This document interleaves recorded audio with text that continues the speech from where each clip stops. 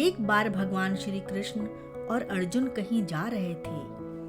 तब बातचीत में अर्जुन ने कृष्ण से कहा कि क्यों कर्ण को दानवीर कहा जाता है, मुझे नहीं, जबकि हम भी तो बहुत दान करते हैं। एक दिन कृष्ण ने कर्ण और अर्जुन के दान की परीक्षा लेने का निश्चय किया और उन्होंने अपनी माया से एक सोने का पहाड़ बनाया और पहले अर्जुन से कहा, सूरज डूबने से पहले उसे सारा पहाड़ दान कर देना है।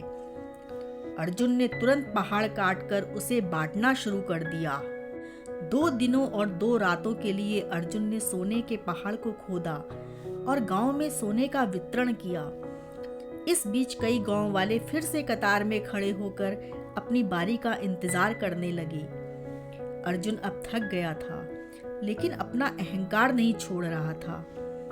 अर्जुन सुबह से शाम तक बिना कुछ खाए पिए, बिना रुके पहाड़ काटता रहा, पर शाम तक सिर्फ कुछ ही पहाड़ काट सका। पहाड़ पर कोई असर नहीं पड़ा। शाम को उसने अपनी हार मान ली। दूसरे दिन कृष्ण ने फिर वैसा ही पहाड़ बनाया और कर्ण से उसे बांटने को कहा।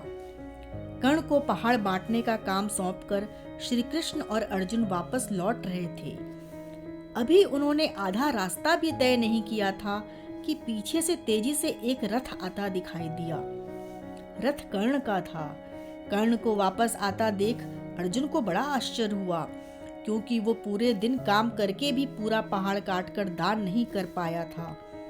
कर्ण ने पास आकर श्री कृष्ण से कहा, भगवान, मैंने अपना काम पूरा कर दिया है। अर्जुन को बड़ा आश्चर्य हुआ।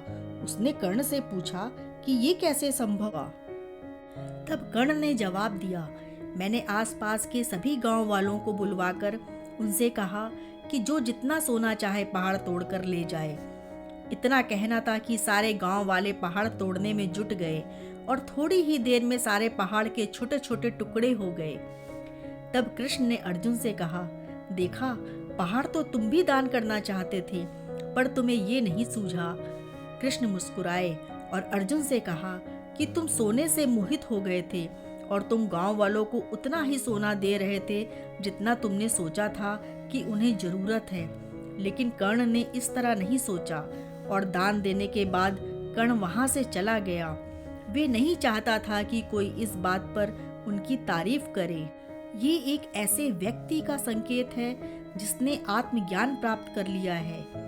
एक दान के बदले में धन्यवाद या बधाई की उम्मीद करना एक उपहार देना नहीं है, बल्कि ये सौदा होता है।